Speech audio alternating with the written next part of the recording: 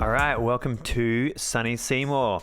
This small farming town hosted Gravelista 2024 at the racecourse. My friend Sean came along with me. How you feeling this morning, Hamish? Yeah, pretty good. I've been sick the last few days, so that's been a bit crummy, but I'm feeling better now. And I'm hoping to do alright in Masters, age 40 to 44 age group. Yeah, I think it's going to be really fun out there. Looks really pretty, the course. I've seen lots of photos and recce's. Haven't done one myself, but yeah, looks really nice, so I'm looking forward to it. Nice one. Smash it.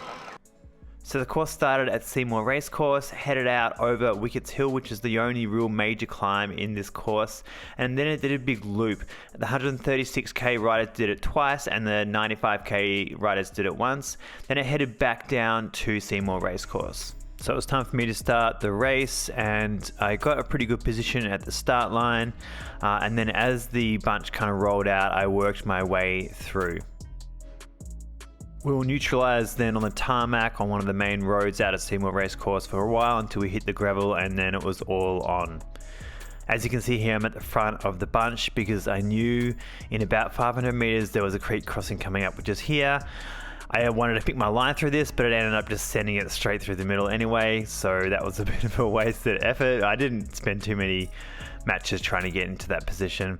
Then we kind of rolled up out of there, and some stronger guys were kind of towards the front. Went through a really big muddy puddle, which I unfortunately missed. I was too worried about my position. One thing I learned from the Dirty Docker ride is to stay towards the front of the group at the start, so you're rolling with those faster wheels and you have a good chance of actually sticking with them throughout the day.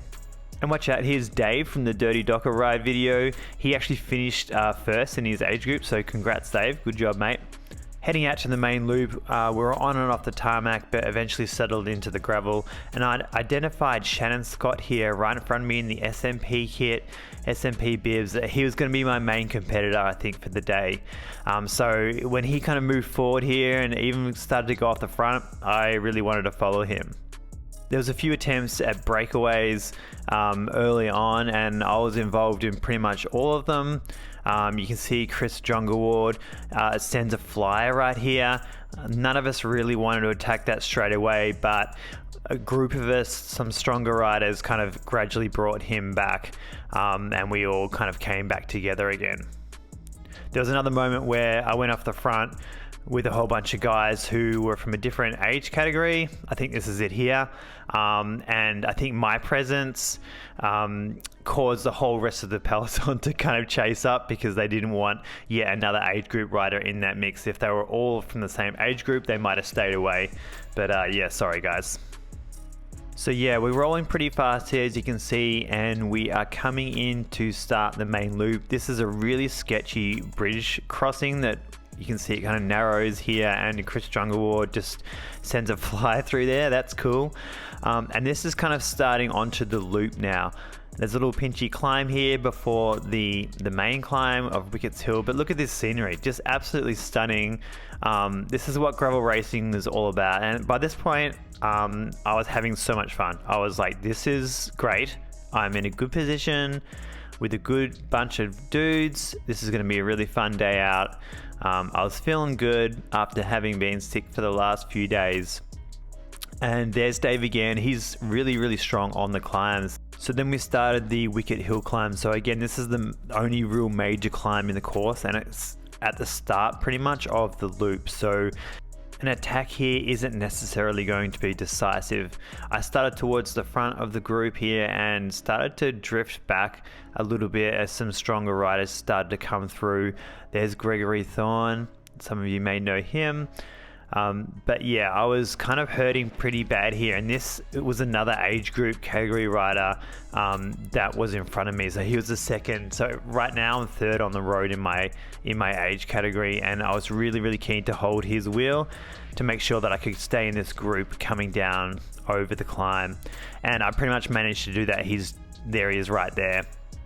So I felt like I was still kind of in the mix, in with a really good shot. This is the very front of the race pretty much. Here you can see the front rider there, and yeah, I felt like I was good, but I was really on the limit here. I was like just hammering down this hill and pretty much desperate to do anything to stay with the group, and then boom. Right there is when I smacked my rear wheel really hard on a rock, and it was pretty much race over because there was no way I was going to be able to fix a flat. I put a spare tube in, but that just went down straight away. I don't really know what to do now. My spare's now blown, and I don't know where the aid station is, the nearest one. Yeah, and suddenly found myself stranded because the aid stations were so far away, and thank God this car came along and I hailed them down. I asked them if they had a tube, and they only really had a pump, but you know, it was game over for my day anyway. There was no way the tire was going to stay up. So I jumped in the car, headed back to the village, had some lunch, and realized that yeah, okay, I've had a bad day, but there's always people worse off. So, you know, I was thankful for that. Good thing was I was able to capture the end of the elite men's race. Here's Brendan Johnson, or Trekkie, finishing first, and here's my interview with him. Oh, and thanks Beck Henderson for helping me out with this one. Race out there today?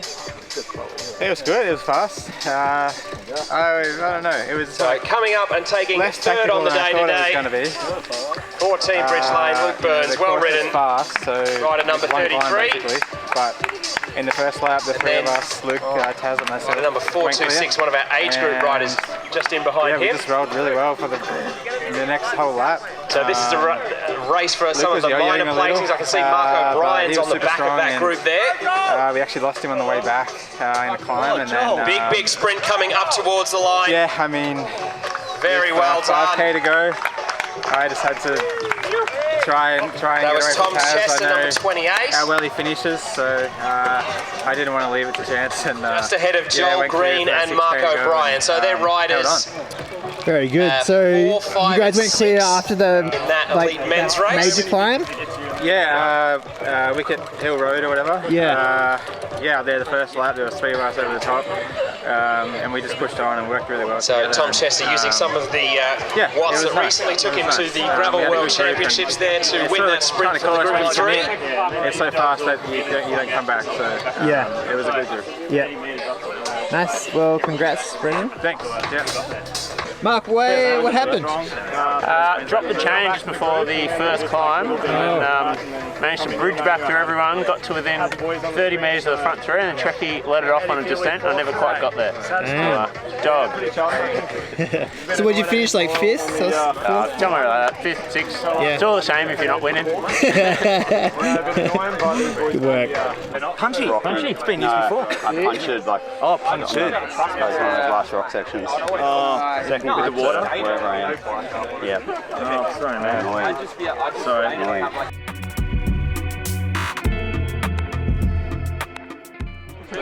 Tara, you got fifth or sixth? Sixth. Yes, alright. Congratulations, that's amazing. Thank you.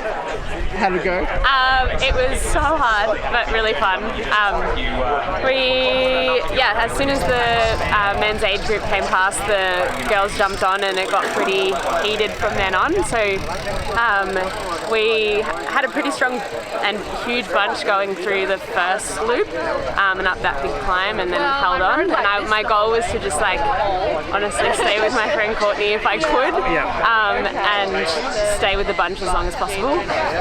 I got to just before the second climb, and I was starting to cramp, and I was like, oh no, this is going to be a bit of a battle. And then that climb, it was a dance between how much power can I put down without cramping, and I just slowly watched the bunch distance me, and sadly couldn't get back on, so then just spent the rest of the time trying to keep the pace up so no one could come back towards me, but couldn't get back onto the group. But happy to come home in sixth, even though it was very painful the whole time. And did you have enough water? Like, it was pretty hot out there. I've been working on my nutrition a bit recently, so I had a Camelback and I had 2 Bittens. I don't think I completely emptied it, so I was staying hydrated the whole time. So many gels. Lots of gels. Did you have stuff in your bottle as well? Mixed in my bottles. There's Soul Nutrition. Oh yeah. So in both my bottles, and then just water in the Camelback. And nice. Yeah. And you're in groups and you were racing in amongst the men. Which yeah, like it's not the greatest that the women's race gets so heavily influenced as soon as the men's like come through, but I guess it is what it is. It's kind of hard to avoid at times, and yeah, like a few of the girls snuck away and you couldn't find them, but that's part of it. And it made some hard racing, and like I'm pretty new to racing at that level, and I was honestly stoked to hang on for as long as I did, and learned a lot and will keep learning. Yay, good job. Thanks. How'd it go? Yeah, okay. It was pretty cruisy at the start, but then as soon as we got caught by the open men field, I think that's when it sort of spiced up a bit. That first climb was pretty tough, but I managed to stick with the third chasing group for the women to about 100k, and then I lost a bottle about 10k in, so I had one bottle for the whole day, which is a bit rough, being so hot. But yeah, it was a good day out and good gravel course, really testing skills and endurance and a bit of everything. So yeah, overall pretty good day out. So you did the whole course on one bottle? Yeah, I had to put my 750ml bottle. So I was lucky I had 100 grams of carbs in it. But yeah, unfortunately I couldn't snag a bottle off anyone else. So I sort of just did what I could. And there was no stopping at feed stations? You were just I just kept going. I was like, if I stop, I'm not going to keep going. So yeah. Good work. Tough stuff. Thanks. All in all, this is a really super event, really well run, catering for all abilities, and I can't wait to get back here next year and have a good go at it. Cheers.